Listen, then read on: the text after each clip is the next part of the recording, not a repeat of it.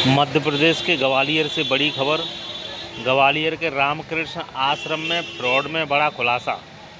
250 करोड़ की डिजिटल ठगी, 10 आरोपी लखनऊ से गिरफ्तार।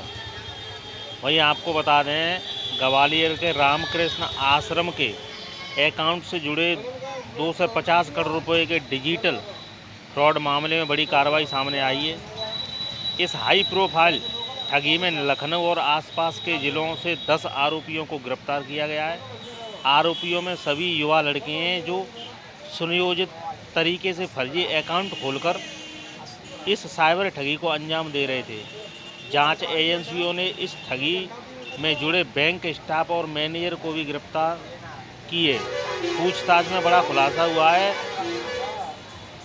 रुद्र इंटरप्राइजेज नाम की एक कंपनी का नाम सामने आया है, जिसका अकाउंट लखनऊ के इनसाइड बैंक में संचालित हो रहा है। इस खाते में 30 लाख रुपए की फ्रॉड राशि ट्रांसफ़र की गई है। जांच में पता चला है कि ये आरोपी इनमोर थे। फर्जी आईडी और जाली दस्तावेजों के जरिए फर्जी बैंक अकाउंट खुलवाकर इस पूरे रैकेट को चला रहे थे। यह एक बड़ा डिजिटल फ्रॉड है जिसमें कई अकाउंट का दुरुपयोग हुआ है। इस हाई टेक ठगी में अब तक जो सुराग मिले हैं, उनमें अंतर्राज्यीय साइबर गिरोह की संभावना से इनकार नहीं किया जा सकता। यूचैट और डिजिटल सबूतों की जांच अभी जारी है और आगे कई और नाम सामने आने की आशंका है। वाइट ग्वालियर पुलिस अधीक्षक Dharmveer Singh. Bureau report, Agra news express digital. देखिए, अभी कुछ दिनों पहले जो रामकृष्ण मिशन के जो संचालक थे, उनको एनफोर्समेंट एजेंसीज का भय दिखा के लगभग 2.5 करोड़ की जो राशि थी फ्रॉड तरीके से उनके अकाउंट से निकाली गई। गंभीर मामला था। इस पर साइबर क्राइम थाने में एफआईआर हुई। इनिशियली इन्वेस्टिगेशन में पता लगा कि 20 से अधिक अकाउंट्स में, अलग अलग राज्यों के अकाउंट्स में राशि ट्रांसफ़र हुई है। एक इसके लिए विशेष एसआईटी बनाई गई थी और एसआईटी के द्वारा लगातार कार्रवाई करते हुए विगत दिनों इसमें 6 आरोपी अरेस्ट हुए थे।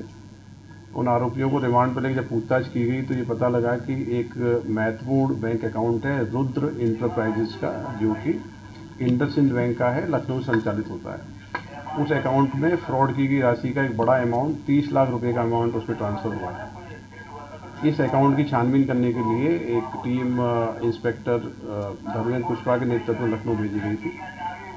टीम ने वहाँ जानकारियाँ जुटाई और जानकारियों के आधार पर जब वहाँ रेड की गई तो एक बड़ा नेक्सस इसमें पकड़ में आया है।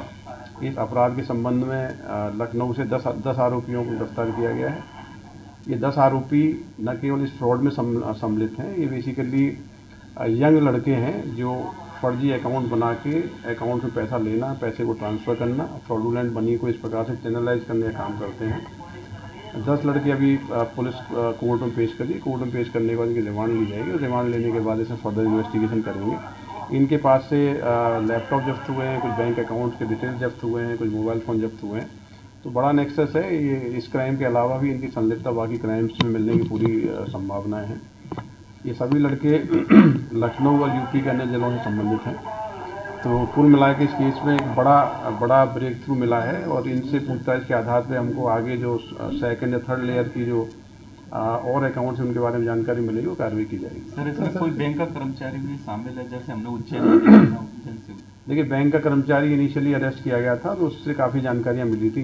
ये जो पूरा ग्रुप जो अरेस्ट हुआ है, इनका जो मोडिस ऑपरेंडी है, ये फर्जी अकाउंट खुलवाते हैं। अकाउंट खुलवा के जो साइबर फ्रॉड के जो पूरे रैकेट्स हैं उनको ये देते हैं, उसका कमीशन की राशि इनके द्वारा ली जाती है। इनकी जो चेन है, फाइनली मेन जो ऑपरेटर्स हैं उनसे कनेक्ट होने की संभावना है। तो उस लिहाज से महत्वपूर्ण कैच है कि हम अभी सेकंड लेयर तक पहुंच गए हैं। जो मेन जो आरोपी हैं इस तरह क्राइम जो करने वाले हैं, इनकी गिरफ्तारी से उन तक पहुँचने में बहुत मदद मिलेगी।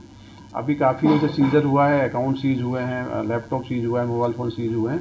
उसकी इन्वेस्टिगेशन में काफ़ी एविडेंस मिलेंगे। तो साइबर फ्रॉड के इस केस में एसआईटी के द्वारा एक बहुत महत्वपूर्ण सफलता अर्जित करके 10 आरोपियों को अभी अरेस्ट किया है। रिमांड ली जा रही है। रिमांड के बाद आगे इसमें कार्रवाई होगी। Thank you.